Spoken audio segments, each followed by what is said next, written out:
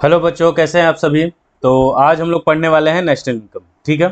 National income काफ़ी बड़ा chapter है, तो इसको हम दो तीन पार्ट्स में पढ़ेंगे और एक पूरी वीडियो रहेगी न्यूमेरिकल्स पे। ठीक है ना, उसमें हम न्यूमेरिकल्स क्वेश्चन सॉल्व करेंगे।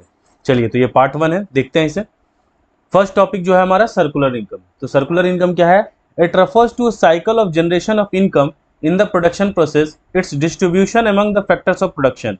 फैक्टर्स ऑफ प्रोडक्शन आपको मैंने बार बार बताया है, लैंड, लेबर, कैपिटल, एंटरप्रेन्योर। ठीक है ना।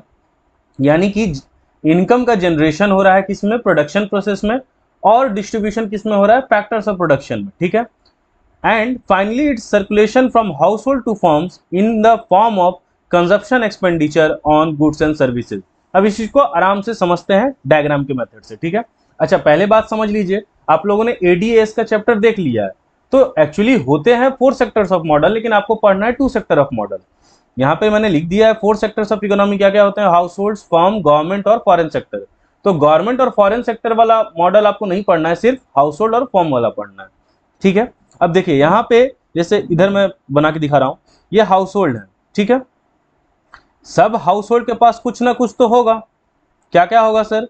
लैंड हो सकता है, या तो वो लेबर प्रोवाइड करेंगे, कैपिटल प्रोवाइड कर सकते हैं, वो खुद एंटरप्रेन्योर होंगे। ठीक है ना। तो इसे हम कह रहे हैं फैक्टर सर्विसेज। क्या कह रहे हैं? Factor services. इसी का यूज किसने किया? फॉर्म्स ने यूज किया। और इसी का यूज करके उन्होंने क्या बनाया? Goods and services. ठीक है। इसको क्या बनाया? इसका गुड्स एंड सर्विसेज बनाया। लैंड, लेबर, कैपिटल, एंटरप्रेन्योरशिप से ही इन्होंने, फॉर्म्स ने यानी इंडस्ट्रीज ने क्या बनाया? गुड्स एंड सर्विसेज बनाया। अब गुड्स एंड सर्विसेज बनाया किसके लिए? तो हाउस होल्ड के लिए। मान लीजिए मैंने टॉयज बनाया, तो वो कोई घर का बच्चा ही तो खेलेगा ना उससे। तो वो वापस चीजें मुड़ के कहाँ गई? ये जो गुड्स एंड सर्विसेज है वो मुड़ के कहाँ गई? हाउस होल्ड के पास। ठीक है। अब ये गुड्स एंड सर्विस का क्या करेंगे? कंजप्शन करेंगे। क्या करेंगे? कंजप्शन करेंगे, यूज करेंगे। ठीक है। यानी जो गुड्स एंड सर्विसेज बना है, इसे ये खरीदेंगे, बदले में क्या देंगे? ये पैसा देंगे। ठीक है ना। और यही जो फैक्टर का पेमेंट होगा, जब इनके पास इनका गुड्स एंड सर्विसेज बिकेगा तो इन्हें क्या मिलेगा? फैक्टर्स का पेमेंट पे करना होगा। तो वो क्या क्या पे करेंगे? लैंड के बदले रेंट पे करेंगे, लेबर के बदले वेजेस या सैलरी, कैपिटल के बदले इंटरेस्ट और एंटरप्रेन्योर के बदले प्रॉफिट। अब इसे ओरिजिनल डायग्राम में देखते हैं, ध्यान से देखिए। हाउस होल्ड्स हैं, इन्होंने क्या प्रोवाइड किया? Factor services. ठीक है। ठीक है। फॉर्म्स क्या करेंगे? इन्हीं फैक्टर सर्विसेज का पेमेंट करेंगे। तो इन्होंने पेमेंट कर दिया हाउस होल्ड को। मान लीजिए आपने किसी अंकल से लैंड लिया था, तो उसको रेंट प्रोवाइड करोगे ना, तो आपने रेंट प्रोवाइड कर दिया। लेकिन ये फॉर्म्स कर क्या रहे हैं? इन चीजों का वो यूज क्या कर रहे हैं? वो गुड्स एंड सर्विसेज का प्रोडक्शन कर रहे हैं। तो गुड्स एंड सर्विसेज का प्रोडक्शन किया। अब हाउस होल्ड क्या करेगा? उसे परचेस करेगा। परचेस करेगा तो फॉर्म्स के पास मनी जाएगा। और जो इसका कंजप्शन, यानी वो जो खरीद रहे हैं, उसी को हम क्या बोलते हैं? कंजप्शन एक्सपेंडिचर, यानी वो पैसा खर्च कर रहे हैं। ठीक है ना। पैसा खर्च करेंगे तो इंडस्ट्रीज के पास पैसा जाता है, या जिसे आप प्रॉफिट बोलते हैं, प्रॉफिट जाएगा तभी तो वो इन लोगों का पेमेंट कर पाएंगे। ठीक है। तो यही साइकिल चलते रहती है। लेकिन लिटरली देखा जाए तो इतने से कुछ होता नहीं है, बस 12th क्लास है, बस इसीलिए आपको सिर्फ 2 सेक्टर्स ऑफ मॉडल पढ़ाया जा रहा है। एक्चुअली जो सही वर्क होता है वो 4 सेक्टर्स ऑफ मॉडल में होता है। ठीक है। चलिए, तो अब हम देख लेते हैं, इसमें 2 कॉन्सेप्ट हमें देखना है। Flow of goods and services, कहां पे गुड्स एंड सर्विसेज फ्लो हो रहा है? तो नंबर 1 देखिए, फैक्टर सर्विसेज। यहां कहीं मनी की बात नहीं हो रही है, यानी कि यहां पे लैंड दिया जा रहा है, लेबर दिया जा रहा है, कैपिटल दिया जा रहा है। अच्छा, इसको मैं ऐसे मार्क कर देता हूं। ये है आपके फैक्टर सर्विसेज, और ये जो हो रहा है ये है फैक्टर पेमेंट। ठीक है ना। तो गुड्स एंड सर्विसेज 1 यानी फैक्टर सर्विसेज में, और 4th यहां पे भी क्या हो रहा है? Goods and services. तो इसको हम नाम दे देते हैं रियल फ्लो। दूसरा क्या होता है? Flow of money. तो फ्लो ऑफ मनी कहां हो रहा है? सेकंड नंबर पे जो ये फैक्टर पेमेंट हो रहा है, जिसे रेंट, वेजेस, इंटरेस्ट, प्रॉफिट, ये जो आप पे कर रहे हैं, तो ये हो गया मनी फ्लो। दूसरा क्या हो जाएगा? कंजप्शन एक्सपेंडिचर, यानी अब जब चीजों को आप खरीद रहे हैं तो आप क्या खर्चा कर रहे हैं? मनी को खर्चा कर रहे हैं। ठीक है ना। जो गुड्स एंड सर्विसेज फॉर्म्स ने बनाया है, उसी को तो आप खरीद रहे हैं ना। तो खरीद रहे हैं तो आपके पास गुड्स एंड सर्विसेज आ रहे हैं, लेकिन बदले में आप क्या कर रहे हैं? पैसा पेमेंट कर रहे हैं, मनी पेमेंट कर रहे हैं। तो ये क्या हो जाएगा? Money flow. ठीक है। चलिए आगे बढ़ते हैं। तो difference between real flow and money flow. तो फर्स्ट मीनिंग क्या हो जाएगा? रियल फ्लो में क्या हो रहा था? गुड्स एंड सर्विसेज का फ्लो हो रहा था from forms and house hold. Money flow में क्या हो रहा था? Flow of money between forms and house hold. Kinds of exchange, exchange जो हो रहा था वो किसका हो रहा था? गुड्स एंड सर्विसेज का एक्सचेंज हो रहा था। इसमें किसका एक्सचेंज हो रहा था? मनी का एक्सचेंज हो रहा था। डिफिकल्टी इन एक्सचेंज, क्या ये दोनों जो सिस्टम है इसमें कोई डिफिकल्टी आ सकती है? तो हाँ, रियल फ्लो में डिफिकल्टी आ सकती है, क्योंकि ये एक तरीके का बार्टर सिस्टम लग रहा है। अगर आप मनी फ्लो को हटा के देखिए तो क्या हो जाएगा, आपने गुड्स एंड सर्विसेज, मतलब पहले तो आपने सर्विसेज दिए, फैक्टर सर्विसेज, इसको ऐसे समझिए, मैं क्या बोल रहा हूं, सिर्फ 1 और 4 की बात कर रहे हैं। तो 1 में क्या था, फैक्टर सर्विसेज, तो आप अपना लैंड दे रहे हैं, बदले में वो आपको क्या दे रहे हैं, गुड्स एंड सर्विसेज दे रहे हैं। यहां मैं मनी फ्लो का कोई भी टॉपिक नहीं ला रहा हूं। तो आपने दिया अपना लैंड और उन्होंने बदले में गुड्स बना के आपको दिए, तो ये एक तरह का बार्टर सिस्टम नहीं है, कमोडिटीज टू कमोडिटीज एक्सचेंज हो रहा है, ठीक है, यानी यहाँ कहीं पैसे का यूज नहीं है। तो यहाँ कुछ डिफिकल्टीज हो सकती हैं, ठीक है, लेकिन यहाँ पे कोई डिफिकल्टी नहीं होगी। क्यों? यहाँ सब कुछ जो लेन देन हो रहा है वो पैसों से हो रहा है, ठीक है, इसीलिए इसका नाम फिजिकल फ्लो है और इनका नाम नॉमिनल, एक अल्टरनेटिव नाम है, तो इसको नॉमिनल फ्लो बोला जाता है, इसको फिजिकल फ्लो बोला जाता है, ठीक है। चलिए नेक्स्ट कॉन्सेप्ट है, ये एमसीक्यू के फॉर्मेट में आता है, इसको ध्यान से समझते हैं। मान लीजिए ये टैंक है, ठीक है, और टैंक, देखिए मेरी ड्राइंग बहुत खराब है तो इसके लिए कमेंट नहीं कीजिएगा। तो ये टैंक है और ये टैंक का वही निकला हुआ है, यहाँ से पानी निकल रही है, ठीक है। तो इसमें जो स्टोर्ड है इसी को हम क्या बोल रहे हैं, स्टॉक, और ये जो फ्लो कर रहा है, पानी बाहर आ रहा है, इसी को हम बोल रहे हैं फ्लो, ठीक है। ये जनरल एग्जाम्पल है। अब आते हैं स्पेसिफिक। तो स्टॉक को हम क्या बोल रहे हैं, पर्टिकुलर पॉइंट ऑफ टाइम पे, और अगर मैं इजीली बोलूं कोई स्पेसिफिक डेट दिया हुआ है या किसी भी स्पेसिफिक क्वांटिटी की बात होगी ना, तो उसे आप स्टॉक कॉन्सेप्ट कहोगे। अगर वही over a period of time, जैसे डे का यूज हो, वीक का यूज हो, मंथ का यूज हो, ईयर का यूज हो, उसे आप फ्लो कॉन्सेप्ट बोलोगे। इसलिए ये लास्ट लाइन याद रखना, ठीक है ना। एग्जाम में एमसीक्यू में क्वेश्चन पूछा जाता है और एक लिस्ट होती है, बुक्स में आपके दिया होगा कि जैसे सप्लाई ऑफ मनी क्या है, स्टॉक कॉन्सेप्ट है या फ्लो कॉन्सेप्ट है, तो ऐसे ऐसे क्वेश्चन पूछे जाते हैं, ठीक है।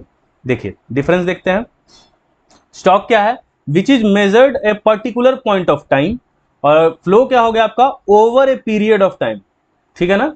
जैसे मान लीजिए आप बोलते हैं 1857 पीरियड में क्या हुआ था, बैटल हुआ था, तो आप पीरियड किसी एक साल की बात कर रहे हैं, ठीक है ना।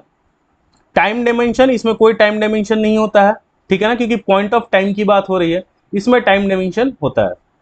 नेचर ऑफ कॉन्सेप्ट देखा जाए तो ये स्टैटिक कॉन्सेप्ट है, क्योंकि स्टॉक कॉन्सेप्ट है, ठीक है ना, स्टॉक स्पेसिफिक बात हो रही है, तो ये स्टैटिक कॉन्सेप्ट है।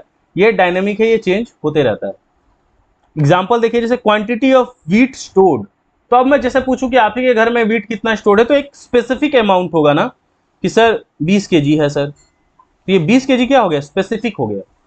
मैं बोल रहा हूं पॉपुलेशन इंडिया की 31/7/2022 को क्या थी, तो ये क्या हो गया, स्पेसिफिक डेट हो गया, ठीक है ना। लेकिन अगर मैं अब वही बोल रहा हूं क्वांटिटी ऑफ व्हीट प्रोड्यूस, कितना प्रोड्यूस हो रहा है, तो वो चेंज हो सकता है ना। अभी मान लीजिए किसी एरिया में इतना प्रोड्यूस हो रहा है, किसी एरिया में इतना प्रोड्यूस हो रहा है, ठीक है। या हो सकता है नंबर ऑफ बर्थ ड्यूरिंग 2020, ठीक है, तो नंबर ऑफ बर्थ ड्यूरिंग वो बहुत ज्यादा अमाउंट होगा, ठीक है। चलिए नेक्स्ट है फैक्टर इनकम और ट्रांसफर इनकम। फैक्टर इनकम क्या है, फैक्टर इनकम सीधी सी बात याद रखेंगे, फैक्टर ऑफ प्रोडक्शन जो आपने पढ़ा है वही फैक्टर, यानी उसको जो आप पेमेंट करते हैं उसे हम बोलते हैं factor income. Income received by factor of production for rendering factor services, यानी वही लैंड, लेबर, कैपिटल, एंटरप्रेन्योर, उसी को जब आप पेमेंट करते हैं, लैंड की जगह आप रेंट देते हैं, लैंड के बाद लेबर, लेबर की जगह आप सैलरी वेजेस देते हैं, कैपिटल की जगह आप इंटरेस्ट देते हैं, और एंटरप्रेन्योरशिप प्रॉफिट देते हैं, तो यही जो है आपका ये क्या कहलाता है, फैक्टर इनकम। ट्रांसफर इनकम क्या है, यानी कि आपने कोई भी सर्विस प्रोवाइड नहीं की है। मान लीजिए आपका भाई अमेरिका में रह रहा है, अच्छा एग्जांपल बहुत बार यूज हो चुका है लेकिन ठीक है, मान लीजिए आपका भाई रह रहा है बाहर अमेरिका में, आप छोटे हैं, अभी 12th में पढ़ रहे हैं, आपका बर्थडे पार्टी है, उसने पैसे भेज दिए, तो आपने कोई अभी सर्विस दी नहीं है उसे, ठीक है ना, लेकिन वो आपको पेमेंट कर रहा है, तो ये क्या हो गया, ट्रांसफर इनकम, यानी आपने कोई काम नहीं किया है और बदले में आपको पेमेंट मिल रहा है फ्री में, तो वो हो गया ट्रांसफर इनकम। कॉन्सेप्ट क्या है, ये अर्निंग कॉन्सेप्ट, क्योंकि इसे आपने अर्न किया है। ये क्या है, रिसीट कॉन्सेप्ट, यानी इसे आपने सिंपली रिसीव किया, आपने कुछ किया नहीं है, ठीक है ना। रिसिपिएंट, कौन रिसीव करता है, received by factors of production, यानी जिन्होंने ये फैक्टर्स ऑफ प्रोडक्शन दिए हैं उन्हें ये पेमेंट रिसीव होता है, जिसने लैंड दिया होगा उसे उसी को ही रेंट मिलेगा। ये क्या है, रिसीव्ड बाय हाउस होल्ड और गवर्नमेंट, ठीक है। एग्जाम्पल देखा जाए, rent, wages, interest, profit, scholarship, old age pension. अब ओल्ड एज, कोई बूढ़ा पर्सन है, ठीक है ना, या ओल्ड एज पर्सन है, तो उन्हें अब पेंशन दे रही है गवर्नमेंट। देखिए उन्होंने पहले सर्विस दिया होगा तो उन्हें सैलरीज तो मिली होगी, लेकिन अब पेंशन मिल रहा है, ठीक है ना, या स्कॉलरशिप मिलता है बच्चों को, तो वो कुछ गवर्नमेंट को प्रोवाइड नहीं कर रहे हैं, लेकिन फिर भी उन्हें स्कॉलरशिप दिया जा रहा है, ठीक है। नेक्स्ट है आपका final goods and intermediate goods. Important concept है, इसको ध्यान दीजिएगा इस पे। फर्स्ट क्या है meaning, goods used either for consumption, या तो आप डायरेक्ट उसको यूज कर लेंगे या इन्वेस्टमेंट पर्पज से ले रहे हैं, ठीक है। इसका मैं एग्जांपल अभी दे दूंगा, उसके बाद आगे पढ़ेंगे। Goods use either for resolve और फर्दर प्रोडक्शन, रीसेल होगा यहाँ पे, रिजॉल्व नहीं होगा, आप लोग भी ठीक कर लीजिएगा, यहाँ होगा रीसेल। अब ध्यान से एक बात को समझिए, एक एग्जांपल से सब क्लियर हो जाएगा। मैं क्या बोल रहा हूं, आपने मिल्क लिया, आप मिल्क लेके आए 1 लीटर, और आप घर में लाके उसे उसका खीर बना के खा गए, इसको क्या बोलेंगे, फाइनल गुड्स, ठीक है। 1 लीटर मिल्क लेके आए हैं आप, उसका दही बना लिया और दही को बेच दिया कहीं बाहर शॉपकीपर को, ठीक है। तो ये अब जो ये मिल्क है, कर्ड नहीं, मिल्क क्या हो जाएगा, ये हो जाएगा इंटरमीडिएट गुड्स, क्योंकि इसको आपने दोबारा से रीसेल किया, कुछ चेंजेस किए, मॉडिफिकेशन किया और इसको आपने रीसेल कर दिया। तो ये मिल्क अब यहाँ पे जो एग्जांपल हो जाएगा, किसका एग्जांपल हो जाएगा, इंटरमीडिएट गुड्स का, ठीक है। ऐसे एन नंबर ऑफ एग्जांपल्स हो सकते हैं, ठीक है ना। यानी अगर उसे कोई फाइनली यूज कर रहा है तब तो वो फाइनल गुड्स है, ठीक है। अगर ये कर्ड लेके कोई पर्सन है अब उसे खा जाएंगे तो इनके लिए ये जो कर्ड है ये फाइनल प्रोडक्ट है, लेकिन यहां मिल्क जो एग्जांपल हो जाएगा वो इंटरमीडिएट गुड्स का होगा, ठीक है। चलिए next, nature included in both national income and domestic income, तो ये दोनों में ऐड किया जाता है, ठीक है ना। दोनों में हम फाइनल गुड्स का ही लेते हैं। आगे हम पढ़ेंगे कि जीडीपी कैलकुलेशन में हम फाइनल गुड्स एंड सर्विसेज को ही काउंट करते हैं, ठीक है। इंटरमीडिएट को काउंट नहीं करते, इंटरमीडिएट गुड्स को क्यों नहीं करते हैं, उसके पीछे एक रीजन है जिसको बोलते हैं डबल काउंटिंग। क्या बोलते हैं, डबल काउंटिंग। तो डबल काउंटिंग की प्रॉब्लम एराइज हो जाती है, उसे भी हम डिटेल में आगे समझेंगे। अभी के लिए फिलहाल ऐसे बता दे रहा हूं कि अगर उसकी वैल्यू हम काउंट करेंगे तो हमारा जीडीपी कुछ ज्यादा बढ़ा हुआ दिखेगा, ठीक है ना, इसीलिए उसे काउंट नहीं किया जाता है। Neither included in national income nor domestic income. Value addition, ready for use by their final users, hence no value, यानी क्या इसमें फर्दर वैल्यू ऐड हो सकता है, तो नहीं हो सकता, क्योंकि उसे हम ला के खुद यूज कर रहे हैं, तो अब इसमें फर्दर वैल्यू ऐड नहीं हो सकता। They are not ready for use, some values has to be added, यानी जैसे मैंने मिल्क लाया, जैसे मान लीजिए मिल्क में मेरा 50 रुपए खर्च हुआ था, अब मैंने उसकी दही बना दी, तो जाहिर सी बात है अब मैं 50 रुपए में तो बेचूंगा नहीं, अब मैं उसे 100 रुपए में बेच रहा हूं, तो उसकी वैल्यू 50 से बढ़ गई ना, वैल्यू एडिशन हो गया ना। तो इसीलिए ये इसमें बोला जाता है कि इसमें कुछ वैल्यूज ऐड होते हैं, ठीक है। प्रोडक्शन बाउंड्री, तो हाँ ये प्रोडक्शन बाउंड्री पार कर चुका है, क्रॉस कर चुका है, ठीक है ना, इसीलिए हम फाइनली उसे यूज कर रहे हैं। They are still with the production boundary, ये अभी भी प्रोडक्शन बाउंड्री में ही होते हैं, क्यों, क्योंकि इसमें अभी हम फर्दर चेंज कर रहे होते हैं, ठीक है। दे हैव डायरेक्ट डिमांड, जाहिर सी बात है हमें मिल्क का डिमांड करना था, हम मिल्क लेके आए उसका यूज कर लिए, तो इसलिए इसको डायरेक्ट डिमांड कहते हैं। They have derived demand, derived क्यों हो रहा है, क्योंकि ये फाइनल जो गुड्स है हमारे उस पर डिपेंड कर रहा है, ठीक है ना। जैसे मान लीजिए सामने वाले को कर्ड चाहिए था, तो मैं कर्ड बना रहा हूं, यानी मॉडिफिकेशन कर रहा हूं, ठीक है ना, इसलिए इसको डिराइव डिमांड करते हैं, ठीक है। एग्जाम्पल वही है, milk purchase by house hold for consumption, milk used in dairy shop for resale, यानी डेयरी शॉप ने मिल्क खरीदा है, अब वो उसे फर्दर रीसेल करेगा कुछ और प्रोडक्ट्स बना के, ठीक है। चलिए आई होप समझ में आया होगा आप लोगों को। नेक्स्ट टॉपिक है कंजप्शन गुड्स और कैपिटल गुड्स। कंजप्शन गुड्स क्या होंगे, goods satisfied the wants of consumer, ध्यान दीजिएगा कंज्यूमर की बात हो रही है डायरेक्टली। कैपिटल गुड्स क्या है, goods help in production of other goods, यानी इंडस्ट्रीज में, जैसे एग्जांपल बस याद रखने के लिए बता रहा हूं, इंडस्ट्रीज में जैसे आप कोई मशीन खरीद के लाए हैं, वो किस लिए लाए हैं कि फर्दर आप प्रोडक्शन करेंगे, ठीक है ना। लेकिन आप घर के लिए कोई छोटा मोटा जैसे मिक्सर वगैरह, ग्राइंडर वगैरह लेके आए हैं, तो आप उसका यूज कर रहे हैं खुद के नीड्स को कंप्लीट करने के लिए, तो वो क्या हो जाएगा, कंजप्शन गुड्स में आएगा। ठीक है। Production capacity, do not promote production capacity, क्योंकि आप प्रोडक्शन नहीं कर रहे हैं, आप सेल्फ यूज के लिए उस गुड्स को यूज करते हैं। ठीक है ना।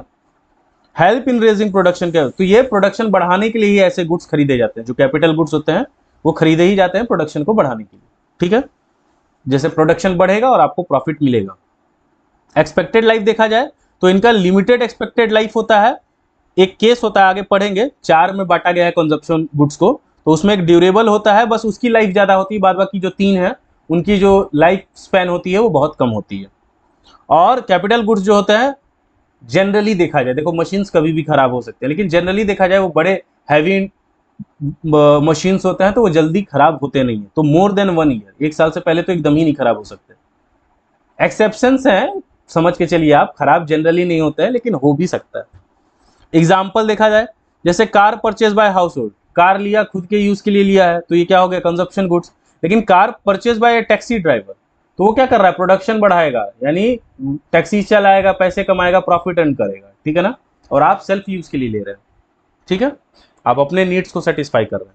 अब यही जो कंजप्शन गुड्स हमने पढ़ा, इसी का ये कैटेगरीज है, 4 कैटेगरी में बांटा गया है।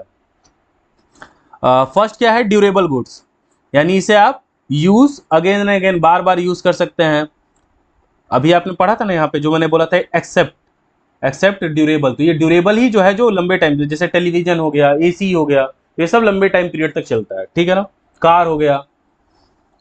सेकेंड आ जाता है सेमी, जैसे ही सेमी वर्ड आया तो यानी उससे कम होगा, तो used for limited period of time, goods have life span of around 1 year, तो लगभग 1 साल तक का इसका लाइफ स्पेन होता है, जैसे क्लोथ्स हो गए, शूज हो गया। ठीक है।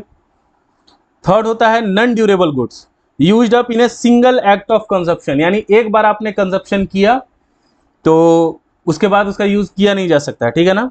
यानी एक बार से ज्यादा यूज वो होगा नहीं, जैसे एग्जांपल मिल्क, ब्रेड लाए, खा लिए, खत्म हो गया, अब उसका कोई यूज है नहीं। इसी पे मैंने एक एग्जांपल दिया था, मुझे आज भी याद है, जैसे कोई कोचिंग में जब कोई लड़की थी तो उसको मैंने बोल दिया था, जैसे इसका दिमाग एक बार यूज हुआ उसके बाद यूज ही नहीं हो पाता है। ठीक है ना। तो बस ऐसे याद रख सकते हैं, सिंगल एक्ट ऑफ कंजप्शन, एक बार यूज किया उसके बाद वो यूज नहीं हो सकता। फोर्थ सर्विसेज आप जानते हैं इंटेंजिबल इन नेचर होते हैं। Non material goods which directly satisfy human wants. ठीक है ना। जैसे intangible activities, neither seen nor touch, जैसे मान लीजिए टीचर जो सर्विसेज दे रहे हैं, बहुत तरीके के जो सर्विसेज होते हैं आप जानते हैं, वो सब क्या होते हैं, इंटेंजिबल इन नेचर होते हैं, उन्हें टच नहीं किया जा सकता है, ना देखा जा सकता है, बस फील किया जा सकता है। चलिए अब नेक्स्ट कॉन्सेप्ट है डोमेस्टिक टेरिटरी।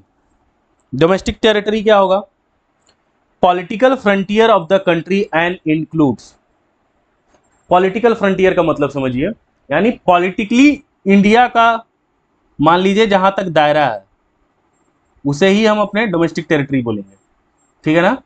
ध्यान रखिएगा, यानी बाई लॉ जहां तक हमारा हक है वो हमारी क्या होगी, डोमेस्टिक टेरिटरी होगी। ठीक है। और क्या क्या होंगे, ships and aircraft owned and operated by normal resident, तो कोई शिप है, अब मान लीजिए वो शिप कहीं गया हुआ है लेकिन वो है किसका, इंडिया का, हमारी टेरिटरी का है। ठीक है। Oil and natural gas rigs हो गए, एम्बेसीज हो गए, आप लोगों को पता नहीं, एक स्टोरी है काफ़ी, आप जाके यूट्यूब वगैरह पे ढूंढ सकते हैं। एम्बेसी बहुत खतरनाक चीज़ होती है। ठीक है ना। एम्बेसी को बहुत, जैसे एम्बेसी का मतलब क्या होता है, जैसे मान लीजिए अमेरिका है तो अमेरिका में एक इंडियन एम्बेसी होगी। ठीक है ना। इंडियन एम्बेसी, यानी वहाँ जो भी इंडियन से रह रहे हैं उन्हें कोई प्रॉब्लम हो गया, पासपोर्ट से रिलेटेड कुछ दिक्कत हो गया, वीज़ा खत्म हो गया, तो वो सारा काम ये इंडियन एम्बेसी देख सकती है। और इंडियन एम्बेसी जो होगी वहाँ पे, उसे बहुत प्रोटेक्शन दिया जाता है। ठीक है ना। एक पर्सन है, पता नहीं वो किसी कंट्री के थे, उन्होंने अमेरिका से रिलेटेड, यानी वहाँ के प्रिजनर ऑफ वॉर्स हैं, उनके से उन पर क्या क्या अत्याचार हो रहा है, तो कोई रशियन माफिया था, उन्होंने लीक कर दिया था और इसने अपने चैनल्स पे या कहीं पे दिखा दिया था। अब उसे ढूंढा जा रहा था, तो इस आदमी ने आई थिंक ब्राज़ील या किसी कंट्री में, आप ये स्टोरी सुन लीजिए उसके बाद एक बार चेक कीजिएगा। ठीक है ना। तो किसी साउथ अमेरिका की किसी कंट्री में वो जाके एम्बेसी में नौकरी कर लिया था। ठीक है ना। वो एम्बेसी से बाहर ही नहीं निकला था, और एम्बेसी में रूल होता है कि आप अंदर जाके डायरेक्ट किसी को अरेस्ट कर नहीं सकते थे, तो उसके निकलने का इंतजार हो रहा था। और वो 1 साल तक, शायद 1 साल या 2 साल तक, जब तक वहाँ के प्रेसिडेंट जो थे, प्रेसिडेंट या फिर प्राइम मिनिस्टर जो थे वो प्रो गवर्नमेंट थे, तब तक वो उसी एम्बेसी में काम करते रहा। अमेरिका की पुलिस उसे निकाल नहीं पाई थी, ठीक है ना। लेकिन जैसे ही वहाँ पे शायद प्रेसिडेंट या प्राइम मिनिस्टर चेंज हुए, फिर उसे निकाला गया और फिर अमेरिका ले जाके फिर सजा वगैरह दी गई। बाद में वो बीमारी से, किसी बीमारी से मर गया। काफ़ी फेमस स्टोरी है, ठीक है ना, एम्बेसी से रिलेटेड, एक बार सर्च करके देख सकते हैं, ठीक है। और ऐसे ही कोर्ट में भी कुछ कुछ होता है कि जैसे आप वहाँ पे हथकड़ी पहना के नहीं ले जाया जाता है, वहाँ पे किसी को अरेस्ट नहीं किया जा सकता है, ये सारे कुछ रूल्स होते हैं। कंफर्म मुझे नहीं पता ये कोर्ट वाला, लेकिन एम्बेसी में बहुत सारे रूल्स होता है, ठीक है ना, बहुत प्रोटेक्शन होती है।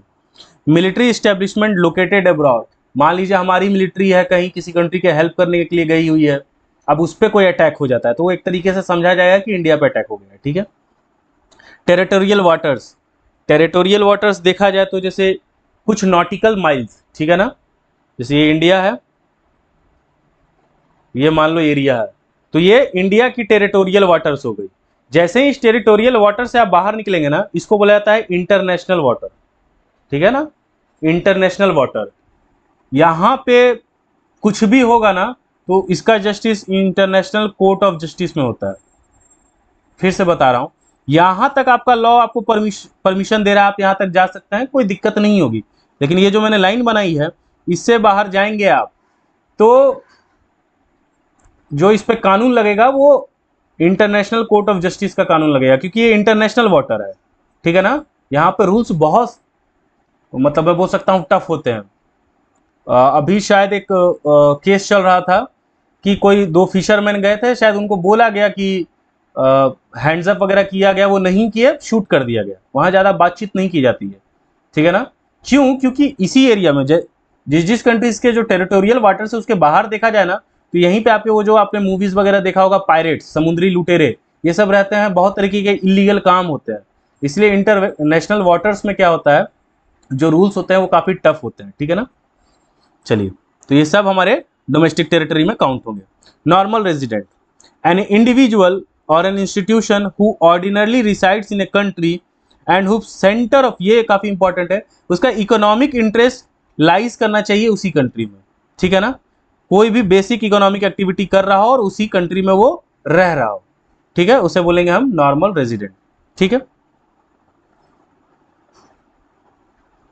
देखिए, इसमें हम किस किस को काउंट नहीं करेंगे, फॉरेन टूरिस्ट एंड विजिटर, भाई आप घूमने गए हो तो आप नॉर्मल रेजिडेंट काउंट नहीं होगे, घूमोगे और वापस आ जाओगे। इसीलिए बहुत बार देखते होगे पूछा जाता है कि घूमने जा रहे हो या पढ़ने जा रहे हो या वर्क करने जा रहे हो, ये पूछा जाए, ये कैटेगरीज होती है। फॉरेन स्टाफ्स हैं, कुछ काम के पर्पज से आए हैं, तो उन्हें भी हम नॉर्मल रेजिडेंट में काउंट नहीं करेंगे। इंटरनेशनल ऑर्गेनाइजेशन हो गए जैसे WHOs वगैरह के, इंप्लॉयज हो गए इंटरनेशनल ऑर्गेनाइजेशन के, उसको भी हम नॉर्मल रेजिडेंट में काउंट नहीं करेंगे। बॉर्डर वर्कर्स हो गए, क्योंकि बार बार बॉर्डर्स के इधर उधर जाना पड़ता है, तो उन्हें भी हम काउंट नहीं करेंगे।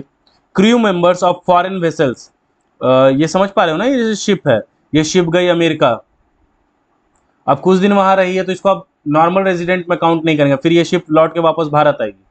वेसल्स होते हैं, ठीक है ना, कॉमर्शियल भी हो सकते हैं।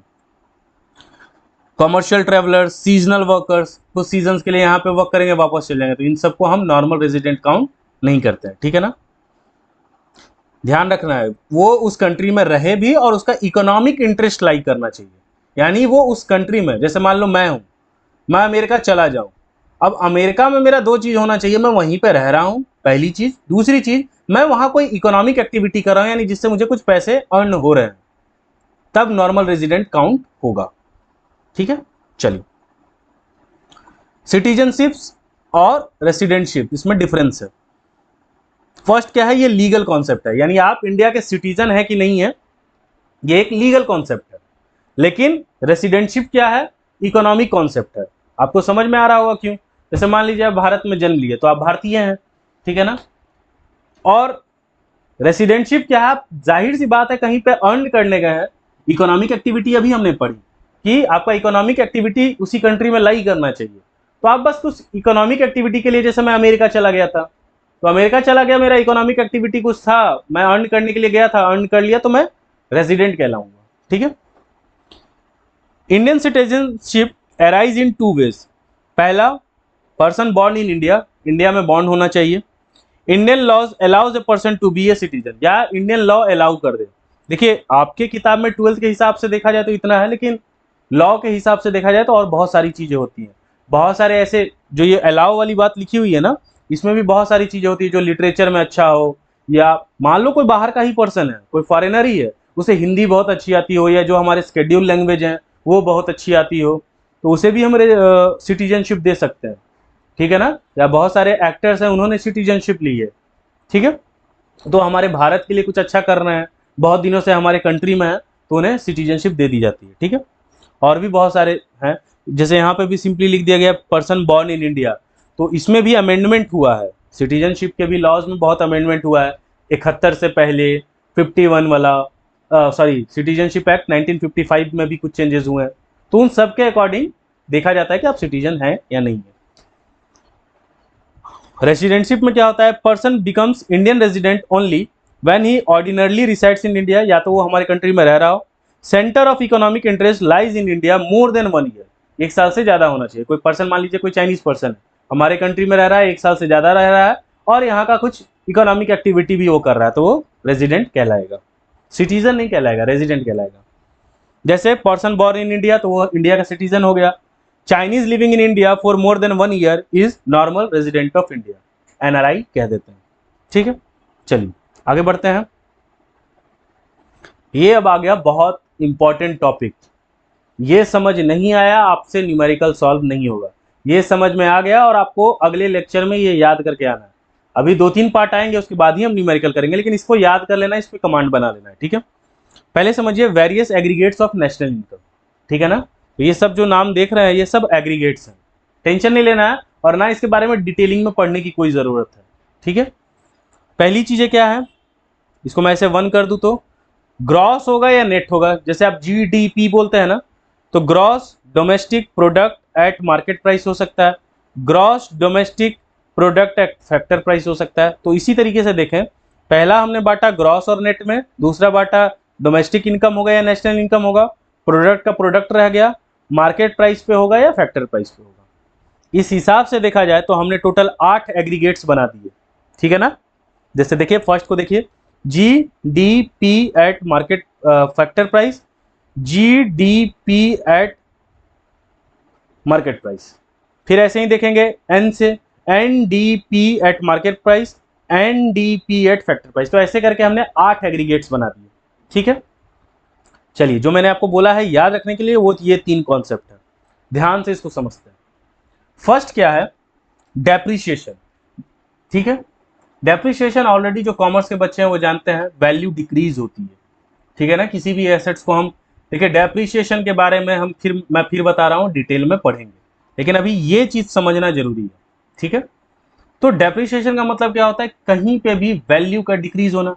कोई भी हम एसेट्स ऑन करते हैं, जैसे कार है, अब 1 साल के बाद अगर आपसे पूछा जाए कार की वैल्यू थी 1 लाख रुपए, तो 1 साल के बाद पूछा जाएगा तो आप बोलोगे नहीं अभी भी इसका वैल्यू 1 लाख ही रहेगा, नहीं, कुछ ना कुछ वियर एंड टीयर होगा, टेक्नोलॉजी पुरानी होगी, बहुत सारे रीजंस होते हैं। तो उन रीजंस के कारण हम बोल सकते हैं कि इसकी वैल्यू अब 1 लाख की नहीं 80,000 की नहीं, इसको हम बोलते हैं डेप्रिसिएशन, ठीक है। अब समझते हैं। अब दूसरे तरीके से एक और एग्जांपल मैं देता हूं, जैसे आपने बहुत लोगों का सुना होगा ग्रॉस इनकम, ग्रॉस सैलरी। याद रखना है ग्रॉस हमेशा बढ़ा हुआ ही दिखता है, उसमें से अभी बहुत सारे डिडक्शन होना बाकी हैं। जैसे सैलरी को लेके बोलूँ तो पीएफ कटना बाकी है, और मान लीजिए मेडिकल लीव का मेडिकल बिल का कुछ होगा, या बहुत सारी ऐसी चीजें होती हैं छोटी मोटी चीजें जो अभी डिडक्ट होना बाकी है। यानी जब भी होगा ग्रॉस का वैल्यू ज्यादा होता है और नेट की वैल्यू क्या होगी, कम होगी, ठीक है। तो इसीलिए जब भी हम ग्रॉस से नेट पे जाएंगे तो हम डेप्रिसिएशन माइनस करेंगे, नेट से जब हम कहा जाएंगे ग्रॉस पे जाएंगे तो डेप्रिसिएशन प्लस करेंगे। ये आपको याद रखना है, ठीक है। ये याद नहीं रखोगे न्यूमेरिकल सॉल्व नहीं होगा। सेकंड चलते हैं नेट इनडायरेक्ट टैक्स, ठीक है। पहले इनडायरेक्ट टैक्स समझते हैं।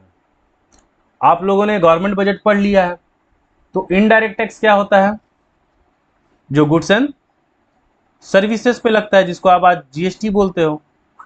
तो गुड्स एंड सर्विसेज पे क्या लग रहा है, इनडायरेक्ट टैक्स, ठीक है।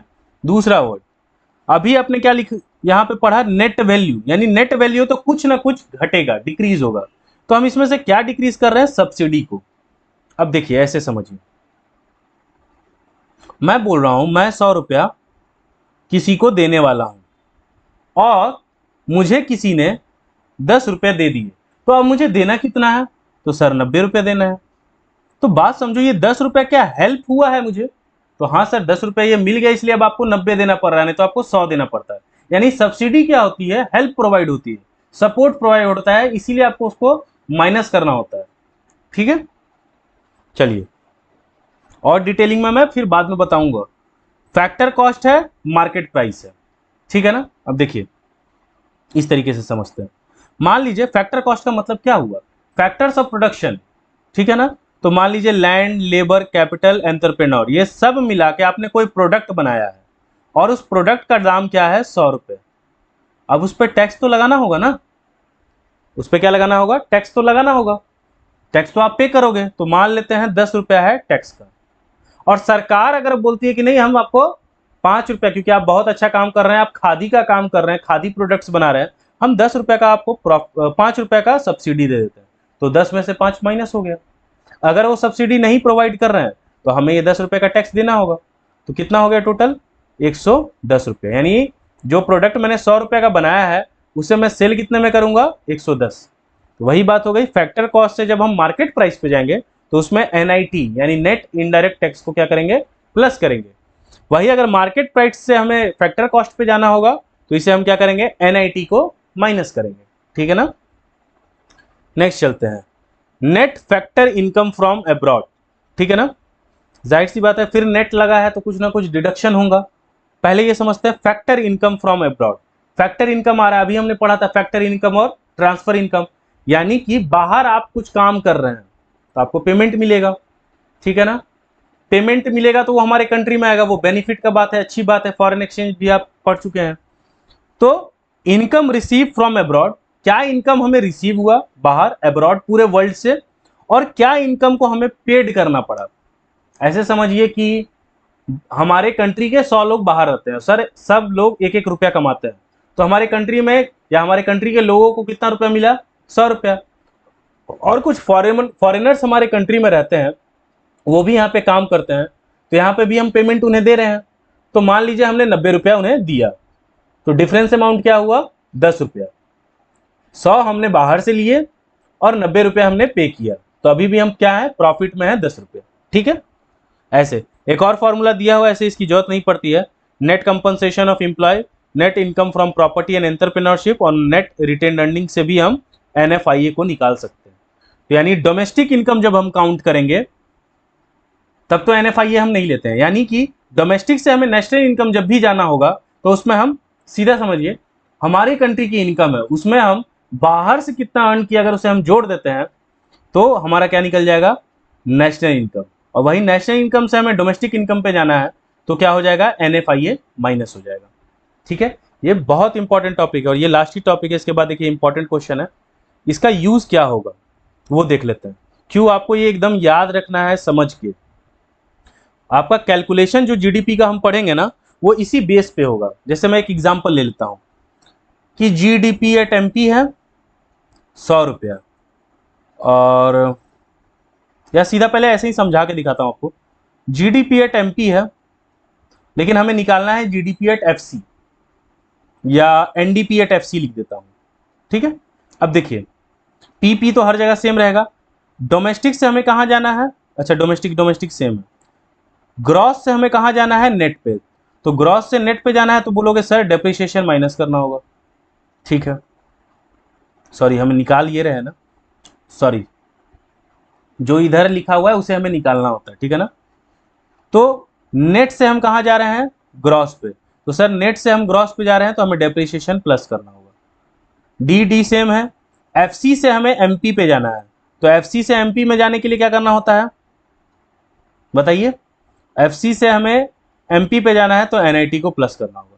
अब मान लीजिए इन सब की वैल्यू दी होगी, आपका GDP एट MP निकल जाएगा।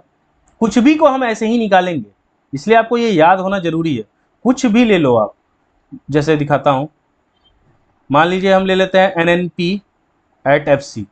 इस बार मैं बदल देता हूं सब कुछ, GDP एमपी। अब हमें निकालना क्या है, national income, net national income, sorry, net national product at FC factor cost, यानी ग्रॉस से हमें कहाँ जाना होगा, नेट पे। तो ग्रॉस से नेट जाना है तो डेप्रिसिएशन माइनस करना होगा। डी से कहाँ जाना है, डोमेस्टिक इनकम से नेशनल इनकम, तो एनएफआई क्या करना होगा, प्लस करना होगा। एमपी से जाना है एफसी पे, तो एमपी से एफसी जाने के लिए क्या करना होता है, एनआईटी को माइनस करना होता है। तो जो भी सबकी वैल्यू दी होगी अब लिखोगे आप और आंसर निकल जाएगा आपका। इसीलिए आपको ये चीज याद होनी जरूरी है। और इस चैप्टर से कुछ आए या ना आए, न्यूमेरिकल क्वेश्चन पक्का आता है और बच्चों को वो प्रॉब्लम भी होती है। अच्छा, एक और बात बता दे रहा हूँ, बच्चों ने बहुत मैसेज किया था, सर नेशनल इनकम पढ़ा दो, नेशनल इनकम पढ़ा दो। सर पहले बात समझ लीजिए, नेशनल इनकम मैं लास्ट में भी पढ़ाता हूँ, उसके पीछे भी एक रीज़न है और आपको एग्जाम के लिए भी एक ट्रिक बता रहा हूँ। क्वेश्चन पेपर जो आएगा, सबसे पहले आप क्या किया करो, ये मेरा ओपिनियन है, आपको मानना है मानो, नहीं मानना है तो भी अच्छी बात है। पहले आप इंडियन इकोनॉमी के क्वेश्चन को सॉल्व करो, ठीक है। दो सेक्शंस में आते हैं, इंडियन इकोनॉमी और मैक्रो इकोनॉमिक्स। पहले इंडियन इकोनॉमी के क्वेश्चन को सॉल्व कर लो, फिर मैक्रो इकोनॉमिक्स सॉल्व करो, ठीक है। पूरा मैक्रो, जब पूरा इंडियन कंप्लीट हो गया, आपका पूरा मैक्रो कंप्लीट हो गया, उसके बाद तुम नेशनल इनकम के क्वेश्चन को बनाओगे। अब पूछोगे सर ऐसा क्यों, बहुत सारे अच्छे अच्छे स्टूडेंट्स जो मेरे रहे हैं, उनको मैंने देखा है, वो जनरली गलती क्या करते हैं, वो अपने आप को थोड़ा सा होशियार समझने की वजह से सबसे पहले लग जाते हैं वो नेशनल इनकम के क्वेश्चन को सॉल्व करने के लिए। ऐसा नहीं है कि क्वेश्चन कुछ टफ आता है नहीं सॉल्व होगा, होगा। अब जब उनका नेशनल इनकम का क्वेश्चन सॉल्व नहीं होता है ना, तो उसमें वो ज़्यादा टाइम देने लगते हैं और उसके वजह से उनका या तो इंडियन इकोनॉमी हैम्पर कर जाता है या मैक्रो इकोनॉमिक्स में वो प्रॉपर एक्सप्लेन नहीं कर पाते हैं। दूसरी चीज, इससे क्या होता है ना, आपके माइंड में पहले ही निगेटिव हो जाता है कि क्वेश्चन पेपर टफ आया है, आप थोड़ा नर्वस हो जाते हो और जो आता हुआ क्वेश्चन भी है ना, वो भी अब आपसे गलत होता है। इसीलिए मैं कभी भी नेशनल इनकम का क्वेश्चन या चैप्टर जल्दी फर्स्ट प्रेफरेंस में नहीं पढ़ाता हूँ, सबसे लास्ट में पढ़ाता हूँ, ठीक है। तो आप नेशनल इनकम के क्वेश्चन को सबसे लास्ट में बनाइए। इससे क्या होगा, मान लीजिए 3 घंटा का पेपर है, मान लीजिए आपके पास 20 मिनट बचा, अब 20 मिनट लगाइए पूरा का पूरा नेशनल इनकम का क्वेश्चन बनाने में। लेकिन अब 10 मिनट बचा है तो आपने बनाया, आधा अधूरा बनाया, स्टेप मार्किंग मिल जाएगा आपको। और लेकिन कम से कम आपको पुराना जो पीछे का जो इंडियन इकोनॉमी है और मैक्रो इकोनॉमिक्स है वो हैम्पर नहीं किया, नर्वसनेस की वजह से एमसीक्यू गलत नहीं होगा आपका। इसीलिए ध्यान रखना मेरी इस बात को। अगर ये ओपिनियन अच्छा लगे ये करो। और बहुत सारे जो मेरे सही स्टूडेंट रहे हैं जिनको 93%, 95% आया है, उन्होंने यही स्ट्रैटेजी अपनाई है, नेशनल इनकम का क्वेश्चन सबसे लास्ट में बनाइए, ठीक है। चलिए, तो इंपॉर्टेंट क्वेश्चन देख लेते हैं इस चैप्टर से, या जो अभी टॉपिक्स हमने पढ़ा है उसमें पहला है circular flow of income, 2 sector of model, 3 marks में पूछा जाता है कभी कभार, अब लगभग खत्म ही हो गया ये क्वेश्चन, नहीं पूछा जाता। एमसीक्यू जरूर पूछा जाता है, किसे हम स्टॉक कॉन्सेप्ट कहेंगे, किसे फ्लो कॉन्सेप्ट कहेंगे, ठीक है। और थोड़ा बहुत देख सकते हैं तो फाइनल गुड्स और इंटरमीडिएट का गुड्स का जो डिफरेंस है उसे देख लीजिएगा, ठीक है। सो फिर भी कोई डाउट रह गया आपका तो मुझे आप टेलीग्राम पे मैसेज कर, इससे बहुत आज मेरा वर्ड्स गड़बड़ हो रहा है। सो कोई भी डाउट रह गया है आपका तो मेरे को इंस्टाग्राम पे आप मैसेज कीजिए, और नोट्स डाउनलोड करने के लिए आप टेलीग्राम ग्रुप में जाके नोट्स डाउनलोड कर सकते हैं, ठीक है ना। अपने दोस्तों को शेयर कीजिए, प्री बोर्ड नज़दीक आ रहा है, ठीक है ना। तो फिर मिलते हैं, मन लगा के पढ़ते रहिए, बाय, गुड नाइट।